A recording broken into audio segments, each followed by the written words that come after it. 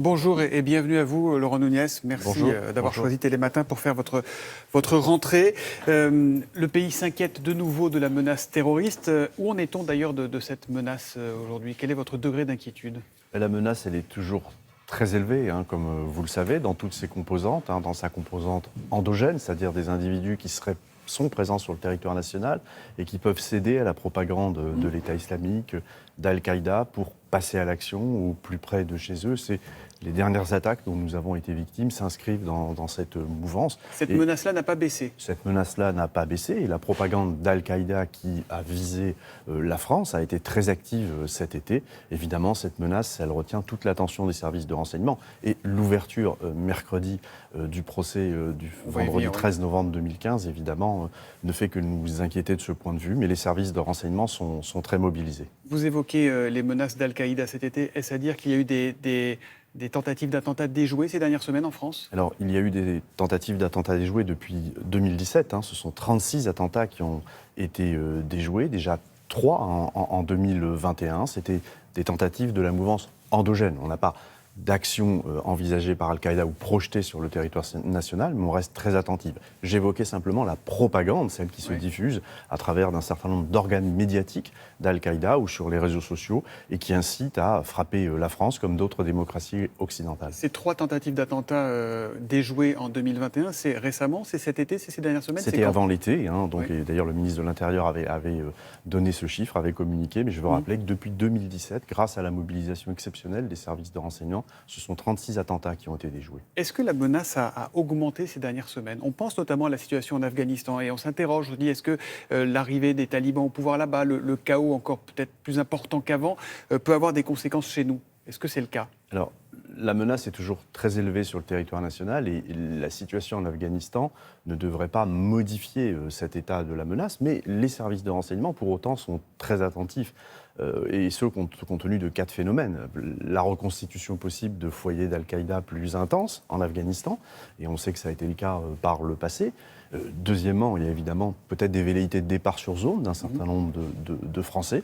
C'est un scénario auquel on croit assez peu, compte tenu de l'éloignement du territoire, de l'absence de soutien logistique qu'ils ont sur place. Scénario auquel on croit assez peu, mais il faut qu'on soit attentif. Mais la reconstruction d'Al-Qaïda, c'est une hypothèse ou il y a déjà des éléments qui vous disent attention, ils sont en train de se réorganiser? Il y a évidemment une attention permanente. Vous savez qu'Al-Qaïda avait un certain nombre de bases en Afghanistan. Évidemment que nous allons être extrêmement attentifs. Le président de la République l'a rappelé. Les services de renseignement sont tout à fait mobilisés sur cette tâche. Est-ce que vous redoutez que des terroristes se cachent parmi les réfugiés?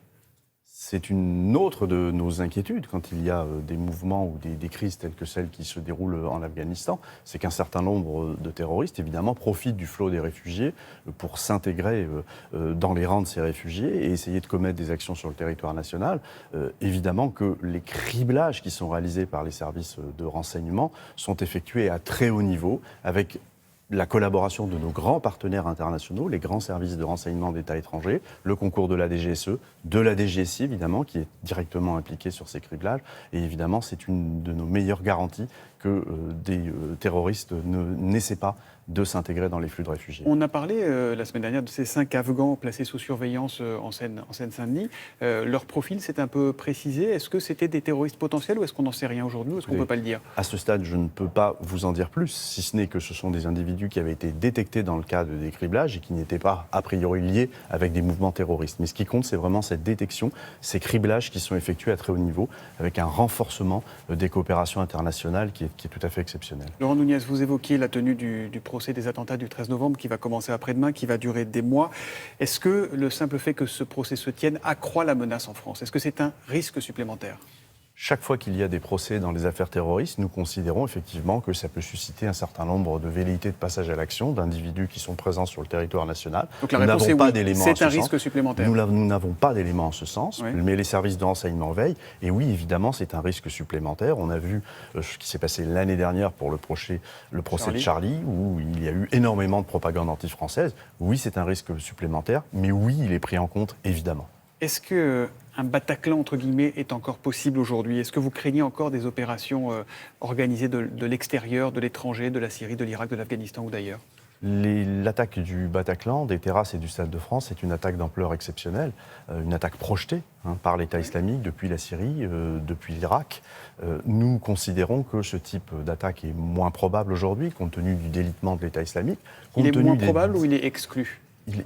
C'est peu probable, mais nous continuons à considérer cette hypothèse comme crédible et les services de renseignement continuent à y travailler. Pourquoi ? Parce qu'on voit bien que l'État islamique se reconstitue dans la clandestinité en Syrie et en Irak, et puis on voit bien qu'un certain nombre de djihadistes qui ont été présents sur zone sont rentrés dans leur pays. On pense notamment à la zone des Balkans, à la zone du Maghreb, où ils n'ont pas forcément été judiciarisés. Ils constituent de potentielles menaces, et c'est pour ça évidemment que nos dispositifs de suivi ont été renforcés. La coopération au niveau national entre les services de renseignement et à l'international par des relations avec nos grands partenaires.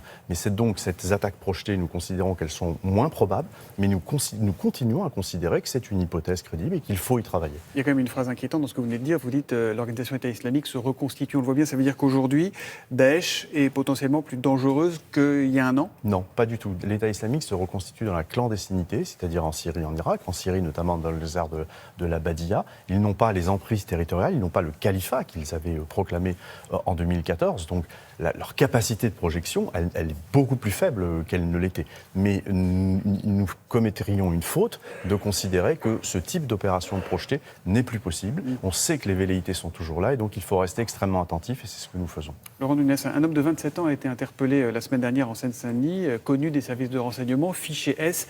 Était-il sur le point de passer à l'acte ?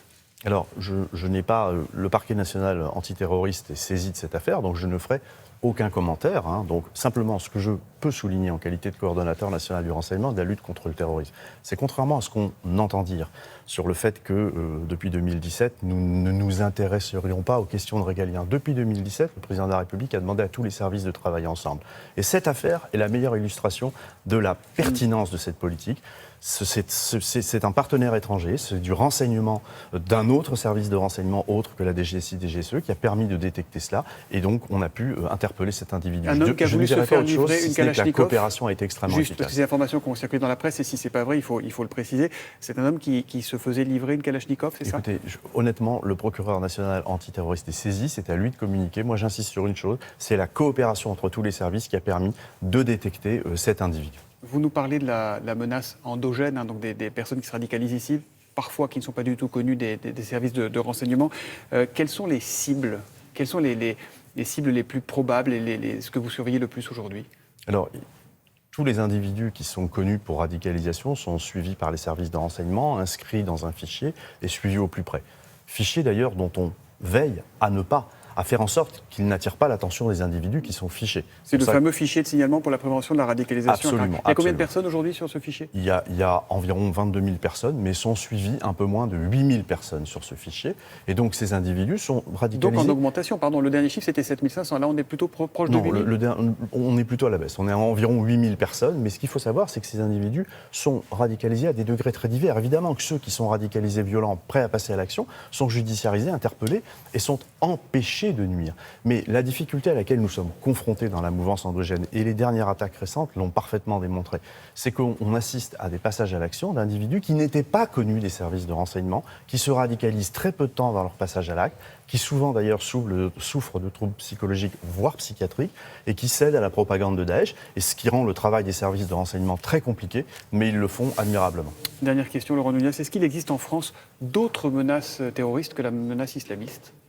Il ne faut pas négliger la menace terroriste d'ultra-droite. Oui. On voit que les mouvances d'ultra-droite ont évolué. On a des groupes qui, sur fond de complotisme, sur fond de remise en cause de nos institutions démocratiques représentatives, ont des velléités de passage à l'action violente et qui sont qualifiés par le parquet national antiterroriste de projets terroristes. Et depuis 2017, ce sont 5 attaques qui ont été déjouées. Donc oui, il faut que nous soyons vigilants, comme le sont d'ailleurs... Ça peut concerner les plus radicaux des antivax, par exemple ?